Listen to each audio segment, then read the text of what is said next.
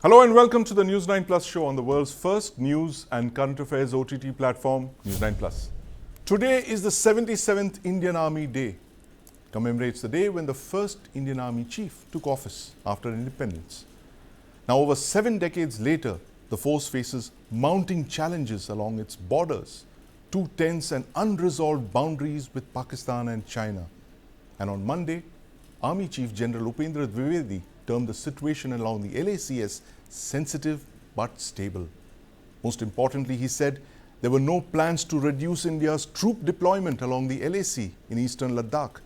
He cited the ongoing troop presence on the Chinese side. Joining me on the show tonight are Lieutenant General Vinod Bhatia, Lieutenant General Rajiv Chaudhary, Colonel Nikhil Apte, and in the studio, I have with me my colleague Nivriti Mohan. Welcome to the News9 Plus show. General Bhatia, break down for us the importance of what the Army Chief just spoke about about the border situation. You know, it's been 5 years since the Army has been deployed along both the LAC and the LOC. The Army Chief said that the troops are going to stay there through winter because of the heavy Chinese troop presence on the other side. What kind of cost does this impose on us in terms of wear and tear and the fact that we have to deploy our troops at super high altitude? Firstly, I must say that the Indian Army's deployment along the LAC for the last 5 years has been very effective. It's a mirror deployment. It has been proportional and it has been equitable. We have not we have resorted to our operational philosophy which we had along the LAC as no blinking, no brinkmanship.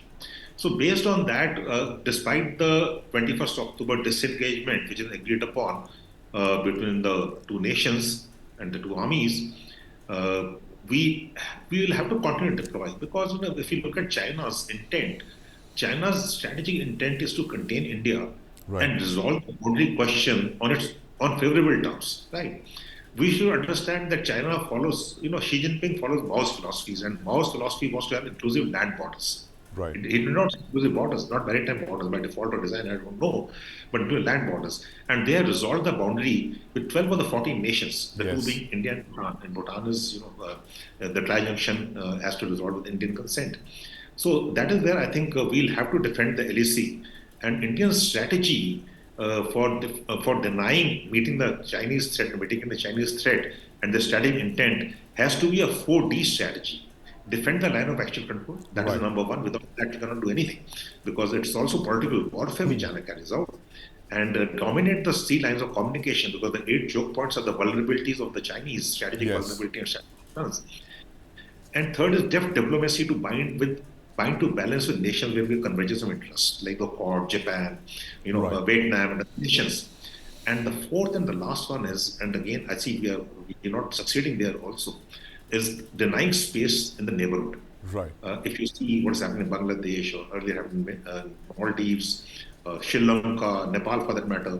So we'll have to look at the Chinese, strategic concern, strategic threat as a Yes. challenge, Right. and we'll have to make sure that they don't succeed. And that is what I think defending the LAC is very important. This is the first time the Chinese Yes. PLA after 1979 has gone back, because the Right. Chinese strategy along along the LAC and other areas is firstly claim, then occupy, Right. legalize, and thereafter integrate.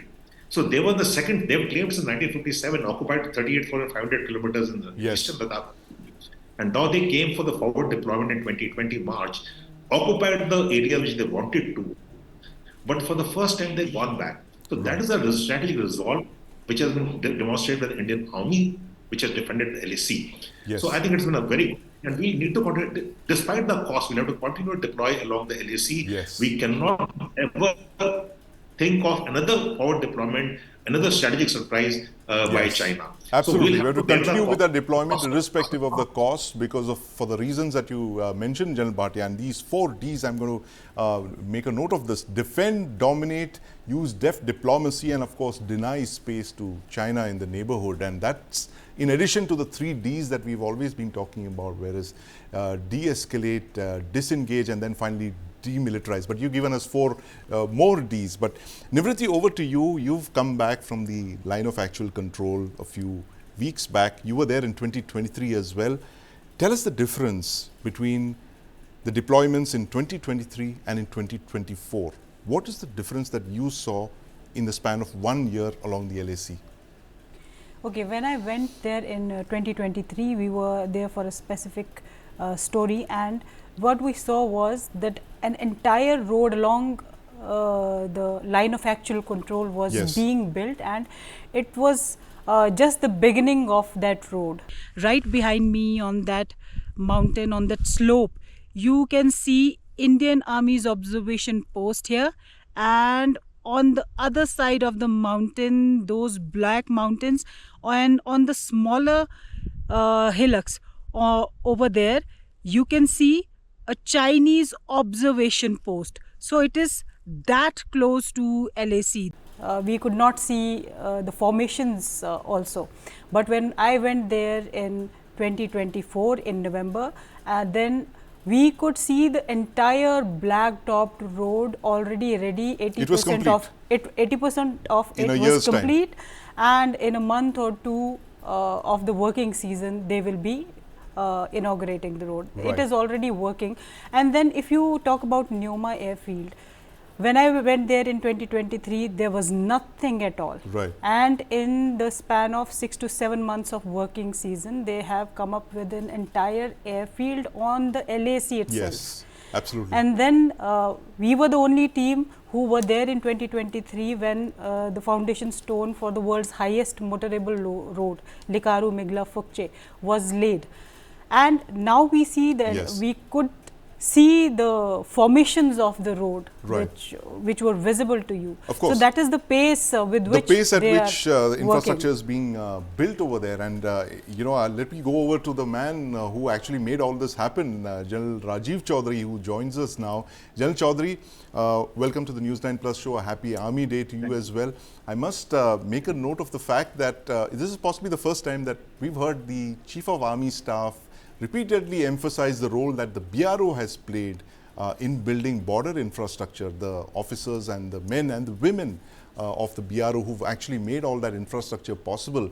But give us an idea of, given the present rate of massive infrastructure upgrades that you are conducting along the LAC, by when do you think India will have matched China's pace of infrastructure building along the LAC? Give us a year, give us a time frame in which we could actually match China on the LAC.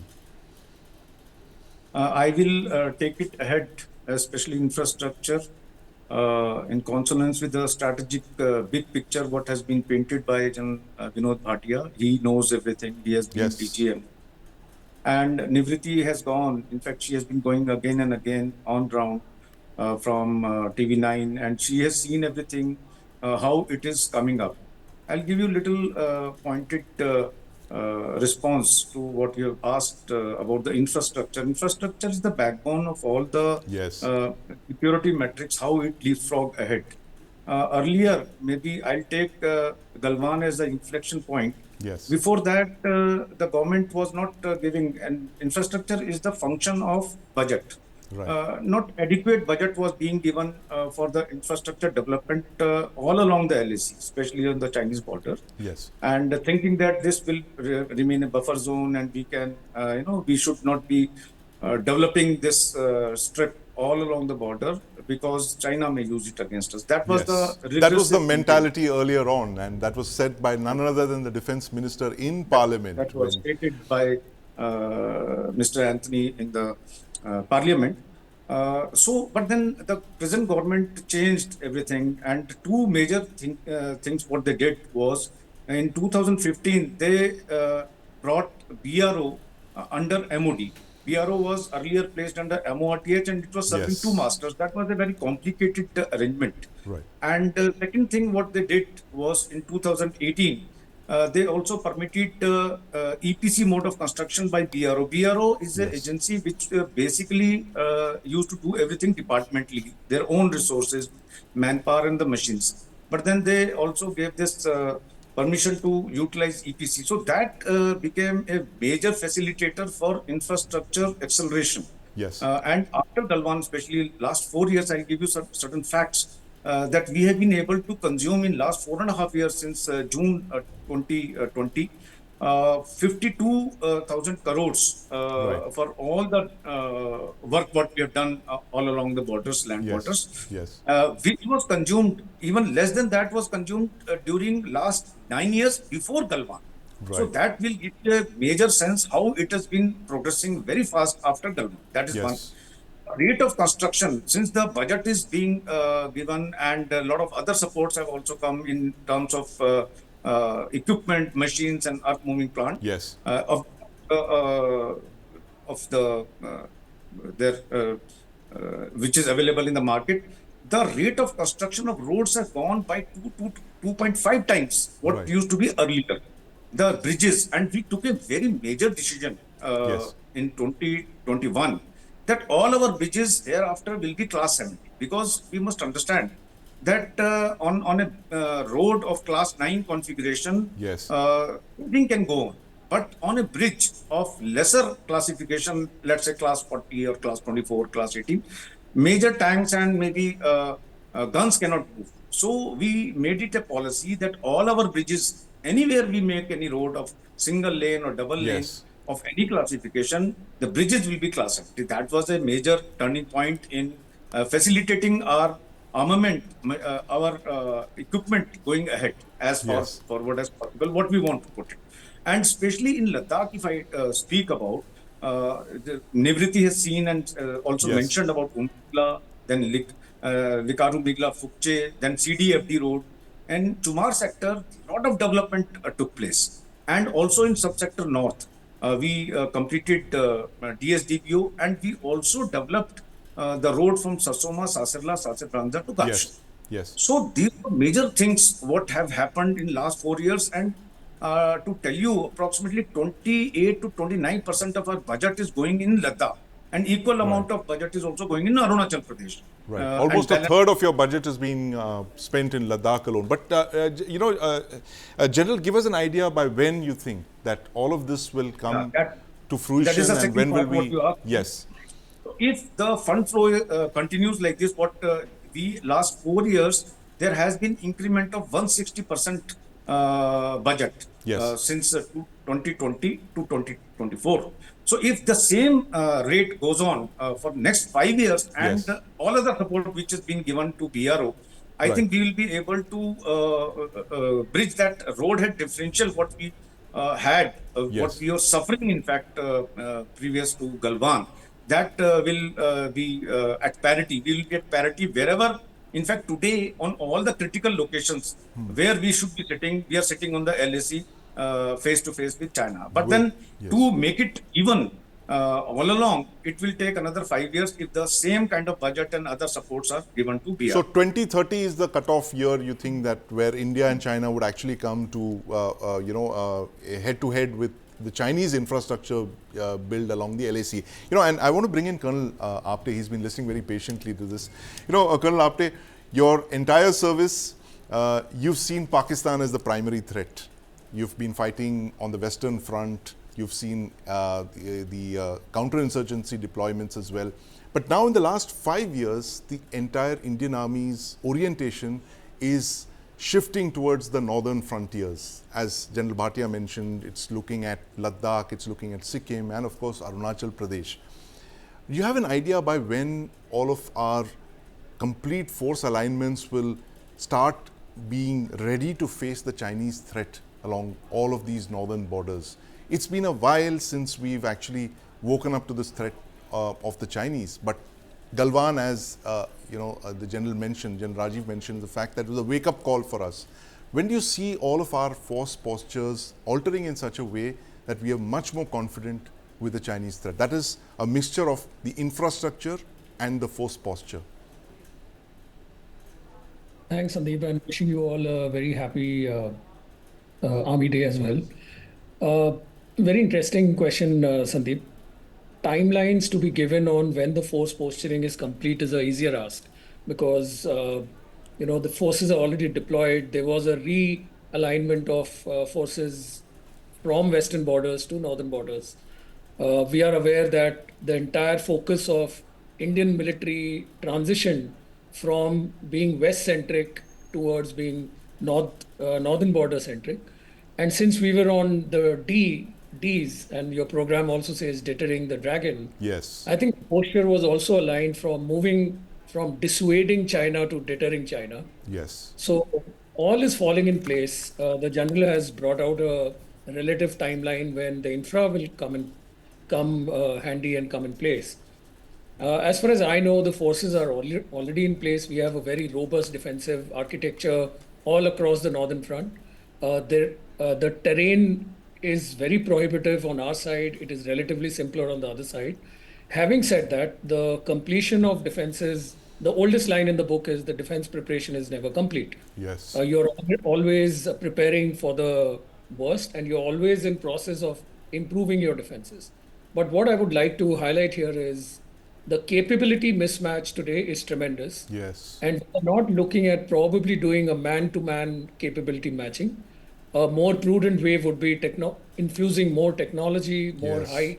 high-end technology, giving technology in the hands of the forward battalions, the tactical troops, as you would call it, and giving them access to high-end technology, which kind of acts as a force multiplier Right. and thereby reduces the overall capability mismatch between India and China.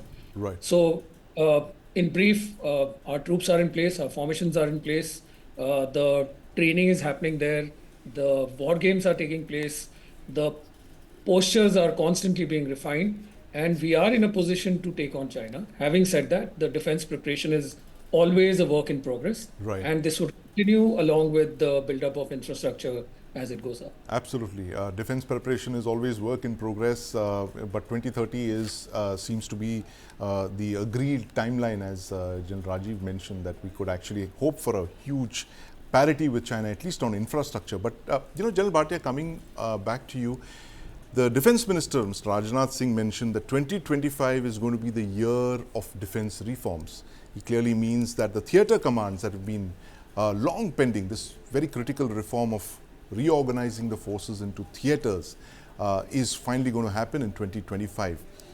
How does India reform its forces and its force posture in the face of two adversaries like China and Pakistan? China, of course, being the primary threat. How do you reform when you actually have to keep a certain number of troops in the theatre, as the army chief mentioned? You can't even pull them back. Explain to us how complex this reform is going to be. Sandeep, I think that is the key challenge today. The key challenge is we need to be present relevant, present effective, and future ready. And we cannot do without it. We need reforms, and it is a great thing that they said era of reforms. Otherwise, the armed forces always keep transformation, and Yes. everyone has reforms. So now we're looking at reforms. We're looking at reforms in organization structures. We're looking at reforms in our manpower policy. We're looking at reform in the material, which is basically Atmanirbharta, and Yes. so there are a number of reforms which we are actually looking at. And if we do not get the roadmap right, if we do not get the transition management right, I think we will we'll have a problem there. So as we have recognized, the reforms which are to be carried out, and we need theaterization. To that, we should have no doubts about it. It's been 5 years since the Prime Minister said that theaterization should be there. Yes. And we go and study, and that's how it should be. And now the theaterization coming in, I think the key challenge for theaterization would be that we should look at reorbiting and not Right. redeployment. Right. There are different between reorbiting and redeployment. Location, no relocation, no redeployment, only reorbiting. And we get the command and control structures right. In that, I would like to give a suggestion on your platform. When you look at northern borders, Yes. we're looking at one theater right now, the northern theater. Right. See, there's no complementarity between the northwestern and northeastern. Let's say when I mentioned northwestern, the eastern Ladakh and the central sector, Yes. we got captured sectors. And if you look at the northeast, Sikkim, Arunachal Pradesh, and then we have third countries, which is Nepal, Bhutan, Myanmar, Bangladesh. And now with what's happening in Bangladesh, I visualize China, Pakistan, Bangladesh axis building up. Right. Right. So we need to make sure that we get it right. There's no harm going back to the drawing board and see what the requirements for tomorrow are. Look at the geopolitics, and we should understand that we are not looking at theaters the way the US looks at theaters, Yes. or the China, number of problems actually. Yes. The major conflict flashpoints are all China related. whether it's India, whether it is Taiwan, whether it is South Yes. China Sea, Korea, Mekong. You see, we have to understand that.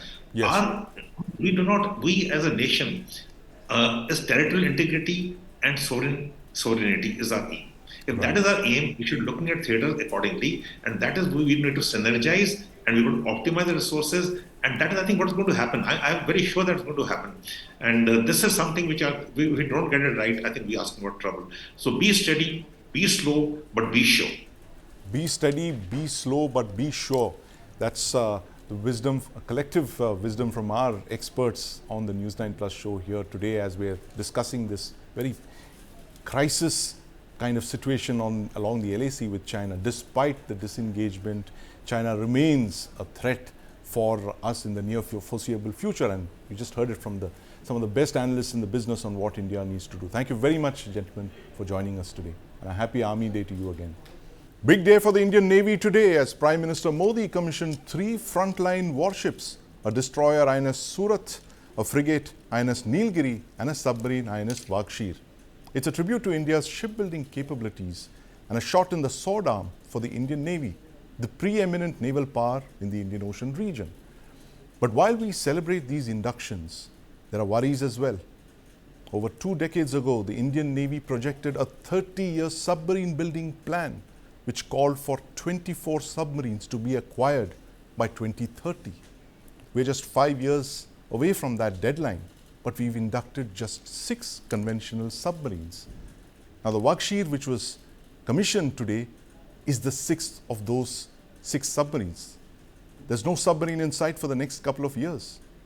How serious is this crisis in India's conventional submarine arm? Joining me are 2 of the Indian Navy's most respected submariners, Vice Admiral K.N. Sushil and Rear Admiral Monty Khanna.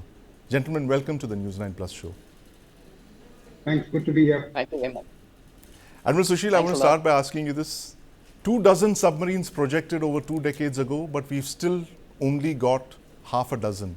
How serious is this crisis and how does it really impact on our force planning and naval strategy?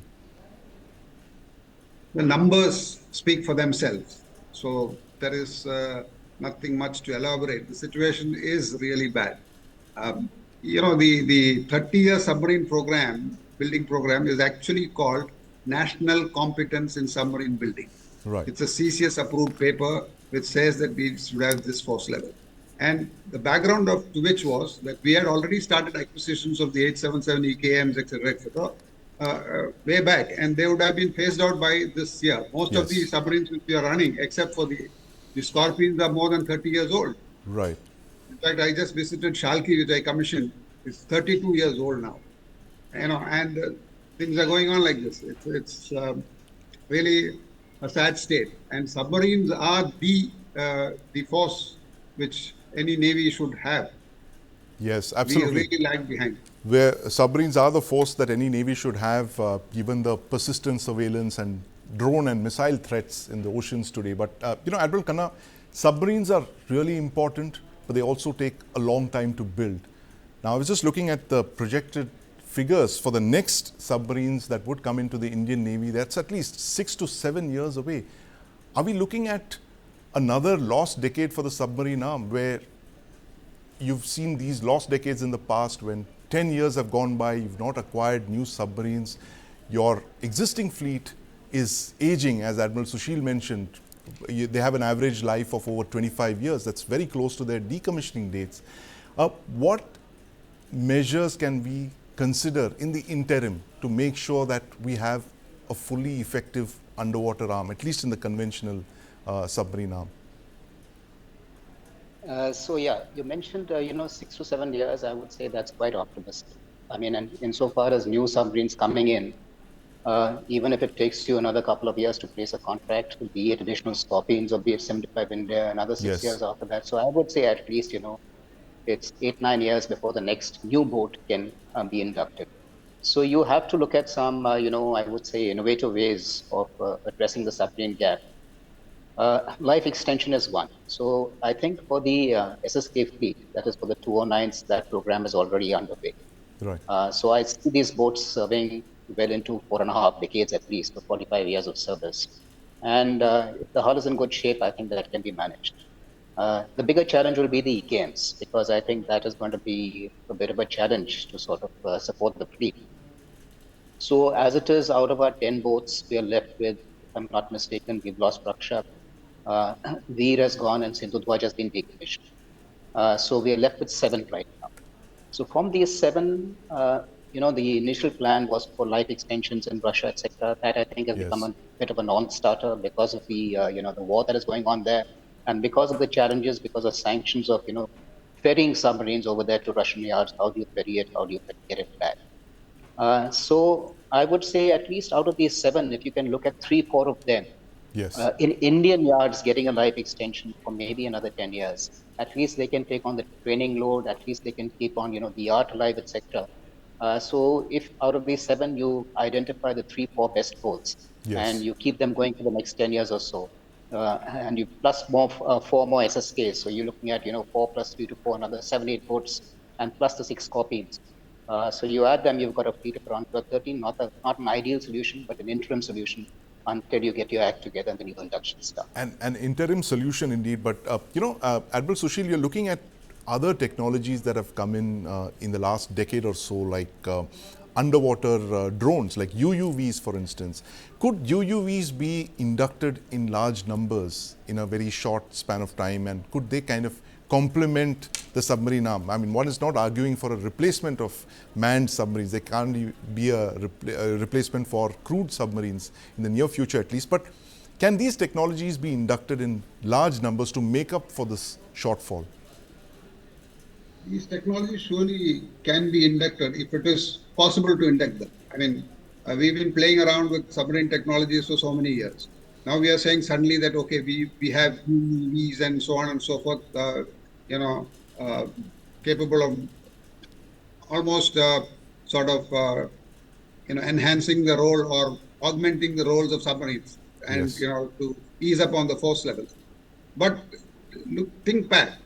The submarine, as it is an underwater platform. Yes. It's very difficult to communicate with. It's a standalone platform which goes in for a mission, and everything depends on the command. Now, if you want to do UUVs for long distance operations, surveillance of various other coasts, and Yes. so on and so forth, then you're looking at a totally different set of technologies to sort of allow you to operate in that level. Do we have those technologies with us? You see that for the nuclear submarines itself, we just commissioned the VLF stations. Yes. We are not sure about what the other communication capabilities will be. So these are the other things which we need to put into place before we think of UUVs and so on and so forth. Right. Yes, technologies are good, provided we can really deploy them. Right. So there is an ecosystem that needs to be created to ensure that they have compatibility with the existing thing. That's the point that you're making, Admiral Sushil. Admiral Sushil, I'm looking at the Arihant class production line, which the Prime Minister mentioned today in his speech. Now that line has come to an end, it looks like. There are 2 platforms in service, the Arihant and the Arighat. A third one is on sea trials, and a 4th has been launched, which means that the line has come to an end. Is there a case for continuing this production line to say, build a new class of Arihant class submarines armed with cruise missiles, for instance, like the hypersonic missile that we've just tested a few weeks back?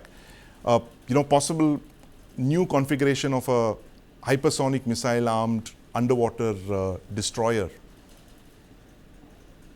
No, these are questions which on the face of it seem very obvious, that yes, we have a production line, we can continue with that, and so on and so forth. Right. But remember that when the Arihant program was initiated, there were certain observations made at that time, and we decided that we should go for a different class of SSBNs, which is supposed to have been the S5 series. Right.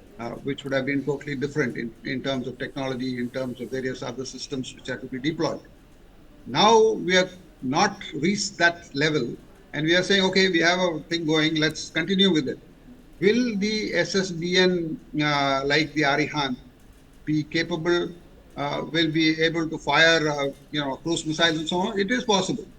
But we are looking at deployability, availability. Are these technologies really good enough to operate at beyond our immediate shores, right across, say, to the South China Seas and so on and so forth? How much can we deploy them? Uh, are they technically capable to sustain that sort of deployment? Therefore, how many do we require? So these are questions which need to parallelly be asked if you're saying that okay, let's continue this line. The whole argument of S5 was this line has fallen short a bit. Right. But to repurpose this line, instead of going for SSBNs, you go in for SSGNs, which are not strategic submarines. These could be used by the naval fleet. They could accompany carrier battle groups. They could carry out independent strike missions, like say, destroyers, but of course underwater destroyers. Yeah, you see, if you look at the Arihant, the load which they could carry was 12 missiles. Maybe if you change it into, say, a guided missile, maybe it could increase to, I don't know how many, 16 probably, because, 4 tubes, 4 missiles each, and so on and so forth. Right. So 16 missiles. I mean, we are talking about the normal post level of Delhi class or something like that, which carries these 16 or 20 BrahMos type of missile. Yes. Next comes what range is this missile, is the SSGN going to give you?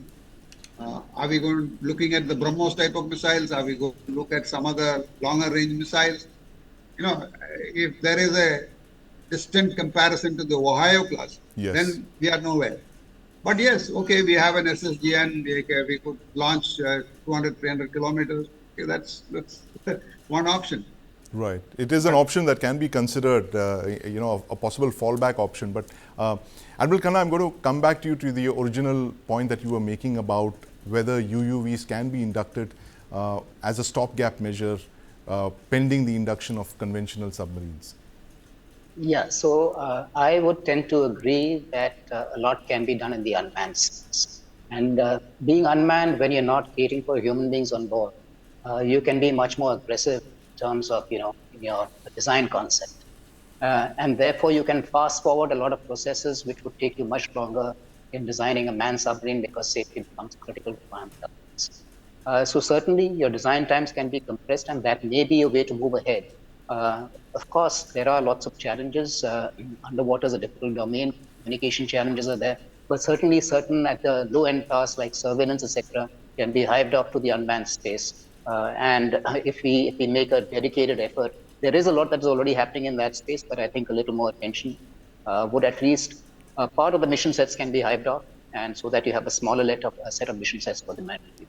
Right, absolutely. A smaller set of missions for the manned submarines. But Admiral Khanna, also this question about whether it is possible to repurpose the Arihant line to create possibly a new class of cruise missile submarines for the conventional fleet.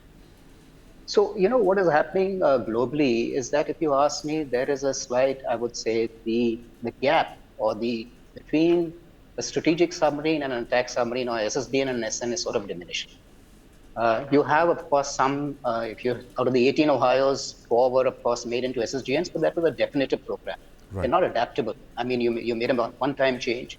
I think each of those Trident D5 missiles can carry 7 Tomahawk missiles. So it's a large amount of 200 plus missiles that you can carry in 18 tubes. I think 16 of which have been, or 24 tubes out of which 22 have been.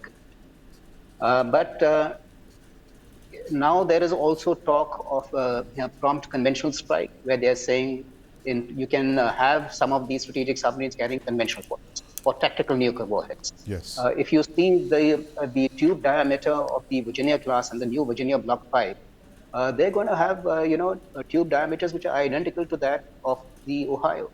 So technically, I mean, they may not say it, but technically, you can sort of shift around these weapons by putting a Trident D5 into a Virginia payload module, I think, which is going to carry 8 tubes or something like that in its center mass.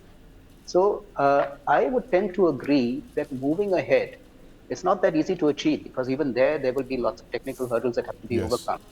that maybe a merger where you decide the weapon fit that you want to put on a platform, whether you want to put a tactical weapon fit, or whether you want to put a strategic weapon fit, or whether you want to put a mixed weapon, Yes. you know. So it gives you a lot more flexibility once you have a platform at sea as to how you're going to, utilize that platform. Of course, there are command and control issues. Of course, who's going to take control, but that can be decided. You can firewall it that, once she has a strategic role, then SFC takes over. When Yes. she doesn't have a strategic role, she comes back to the operational commander. And this, ability to move from one to the other, I think would give a lot more flexibility moving ahead. Right, a lot more flexibility moving ahead. Admiral Sushil, but there is this conundrum which I've discussed with a former defense minister, the late Manohar Parrikar as well, where he said, I don't understand this, that we've mastered nuclear submarine building with the Arihant line, but we are struggling for conventional submarines. Is that a fair understanding of the situation that we are in today? The answer to that is that how did we master the Arihant line? That should be honestly answered. Then we get the answer to the other ones. Essentially, why haven't we been able to design and build a conventional submarine? I mean, that's the crux of the question. Yes. If you can build a nuclear submarine, there is no reason why you can't build a conventional submarine.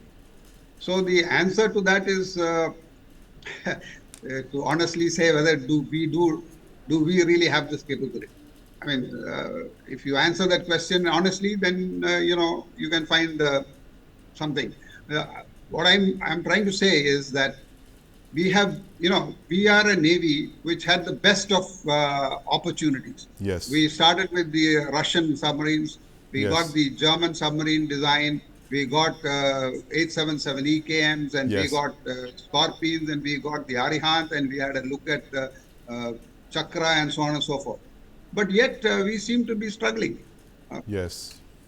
If you take a chapter out of the surface Navy, what did the surface Navy do, and why are they building ships so well? Yes.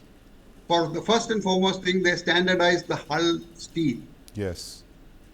We have gone nowhere as long as pressure hull steel is concerned. Yes. Once we start with that problem and we make the building blocks which make the submarine, that means the platform systems, that means the pressure hull, the internal systems which make the submarine run, the engines and so on and so forth, then we have solved 85% of the problem. The rest are all modular.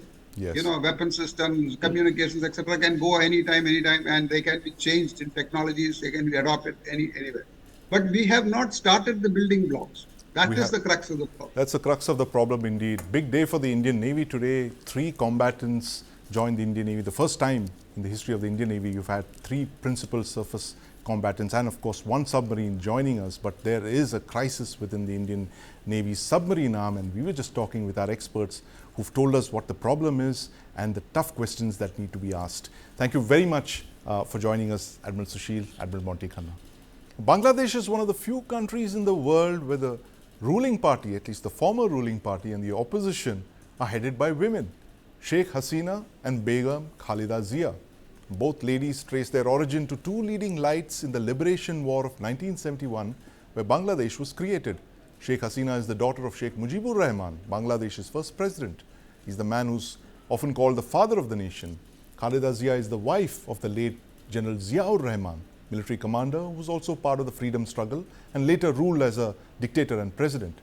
Now, both Begums have been political rivals and former prime ministers. Sheikh Hasina has jailed Begum Khalida Zia in the past, in fact. But now things may be changing. Joining me on the show is my colleague Manish Jha, who brings us some very interesting developments on this battle of the Begums. And of course, Suhas Chakma, Director, Rights and Risks Analysis Group, joins us as well. Manish, welcome to the News9 Plus show. Suhas, welcome. Manish, tell us what your... Thank you, Sandeep. Yes, tell us what your sources are telling you about this Begums coming together. How did this happen? We always say that in politics, there is no permanent friend or no permanent enemy. It seems like true for Bangladesh politics also, because both party is thinking that if the time will pass and Muhammad Yunus will get more and more time, Yes. then it may be possible that he will be another President Irsad. Right. You may remember about the President Irsad, who took over, and then he was continued for so many years, and then Sheikh Hasina and Khalida Zia both joined hand together, and then they started lots of democratic protests, and using lots of international pressure, and then finally Irsad had to resign. So there is a historic background, Yes. and now I have information that from the both party, the senior leadership are thinking, considering, and talking to each other. And there is a plan that now very soon we are going to see that Sheikh Hasina and Khalida Zia will have a contact, and after that both party will join uh, against Mohammed. Okay. Both, With, both Begums will join hands against Mohammed Yunus. Suhas, does this seem to be on the anvil? This seems to be given precedent in Bangladesh, where you had the Begums coming together to oppose General Ershad. Is Mohammed Yunus the new General Ershad for whom the Begums have to unite and call for early elections, you think? Well, I think if in the beginning, in fact, in the first interview itself for this channel, I had said that months ago, almost 4 months ago, that, Begum Jia and Sheikh Hasina had to come together simply because Muhammad Yunus has come to power through a machination which is designed to keep him in power for a prolonged period of time.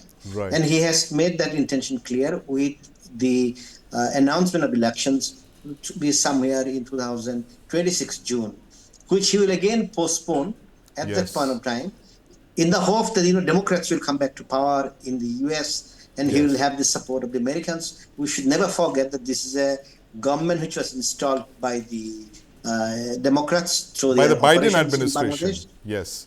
Yeah, by the Biden administration. And I think what we have forgotten is the fact that he's a bit different from Ershad, because Ershad, at the end of the day, despite all his faults, he was possibly the best administrator in Bangladesh. He was not as Islamist as anybody else would have expected a general to be. And I think this Nobel laureate has turned out to be a real Islamist who is surviving in power because of the support of the Islamic Chhatra Sibir. And, there is nothing which he can do without the support of the Islamic Chhatra Sibir. And my fear is possibly Begum Jia will not be able to come back to Bangladesh from UK, where she has gone for treatment. I think this is the nicest way they have sent her to UK.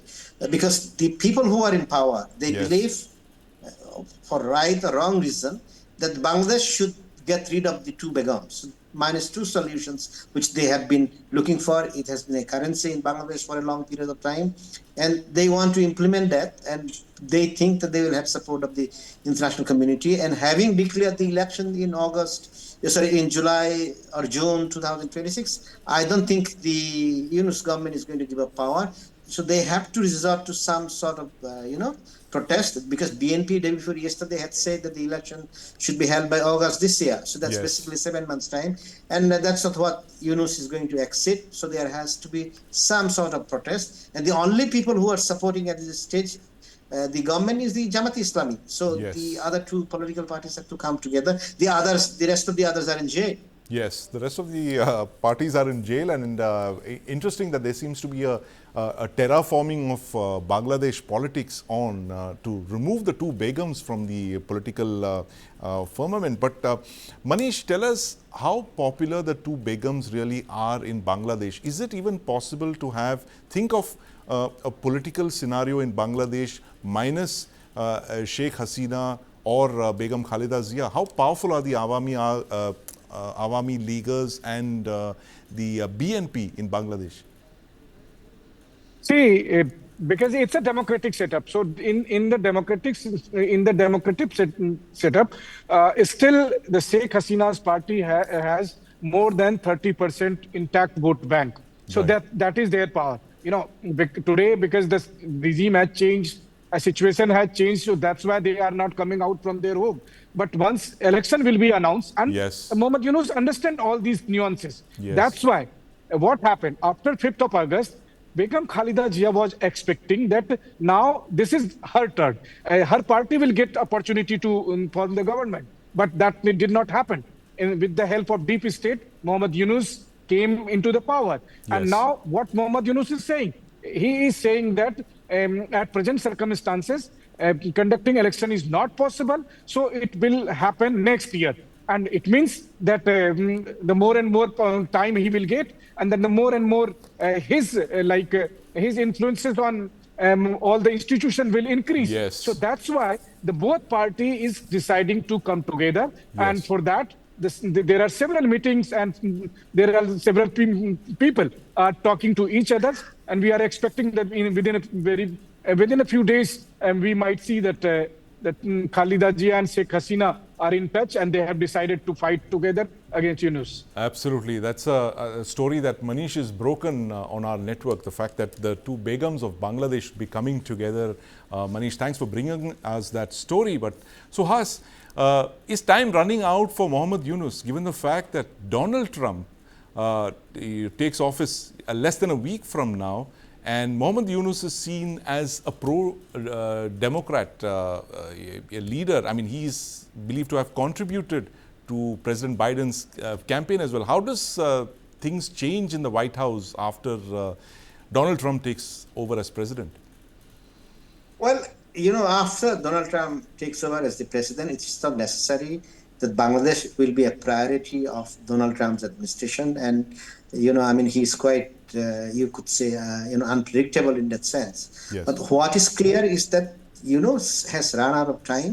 Yes. He should have announced his mandate. The mandate of an interim government is to hold elections. He has not, decided not to hold elections, and he is relying on a political party, Jamaat Islami, which has never won more than 6% to 8% of the total votes. So even if you were to assume, the Ershad's Jatiyo Party, Awami League, and the BNP, they have more than 90% of the popular votes in their support, and the people who are serving in the caretaker government, they are technocrats without any kind of political base or support base. They are either from the NGO sector or some military general, who have been co-opted here. So they have no popular support whatsoever. And I believe that if he continues to clinch on power, Yes. Muhammad Yunus and his advisors, they will be lynched by the public, because in Bangladesh the politics is very violent. Yes. And they will not have a place to flee. Hasina Yes. was lucky that her brother-in-law is the chief of the army staff, Yes. General Walker to German, so he could at least organize a flight, inside India. These people are not going to be airlifted by the Americans. Absolutely. And in fact, we the forget Americans will that. abandon We them. forget that aspect of Bangladesh's politics, Suhas. That most of the very significant regime changes in Bangladesh have been extremely violent. There have been massacres of the father of the nation, the military leader like General Ziaur Rahman, and of course several other such incidents. But one just hopes that it never comes to pass. Violence is not the way out, of course. Elections are, and one hopes that Bangladesh conducts early elections. Thank you very much for joining us, Suhas, and of course my colleague Manish Jha.